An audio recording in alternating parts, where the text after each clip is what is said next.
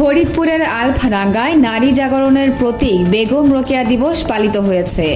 উপজেলা প্রশাসন ও মহিলা বিষয়ক অধিদপ্তরের যৌথ আয়োজনে উপজেলা পরিষদ হলরুমে বেগম রোকেয়া সাখাওয়াতের জীবন ও কর্মের উপর আলোচনা অনুষ্ঠিত হয়।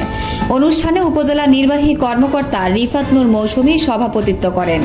আলোচনার শেষে সমাজ উন্নয়নে বিশেষ অবদান রাখায় ৩ অদম্য নারীকে সম্মাননা পদক প্রদান করা হয়। এমন উদ্যোগ নারীর ক্ষমতায়নে নতুন উদ্যম যোগাবে বলে জানিয়েছেন কর্মকর্তারা। মিয়া রাকিবুল, আলফাডাঙ্গা, ফরিদপুর, সময় সংবাদ। বিস্তারিত দেখুন ভিডিওতে। আমি রোকেয়া মানে এখানে বলতে বোঝাচ্ছি যে আমাদের আলোচনা অনুষ্ঠানে প্রথমেই আমাদের দেশ এবং কথা বলবো। আচ্ছা, আপনারা কি দুই একটা যারা তোমাদের কি এখন পার্থক্য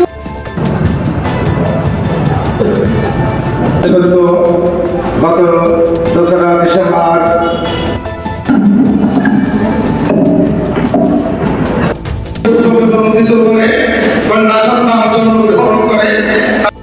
ছোট থেকেই বিভিন্ন স্কুল কলেজ বই কিছু পড়াশোনা করছে অনুকূলের আমি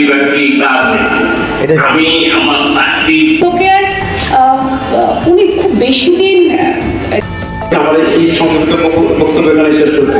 সকলকে আমরা অসুস্থ ছিলাম হসপিটালে, আমাকে নিয়ে দৌড়াদৌড়ি করছে। সেখান থেকে ক্লাস 9-10 কেউ আছো? সব ক্লাস 8। ঠিক আছে।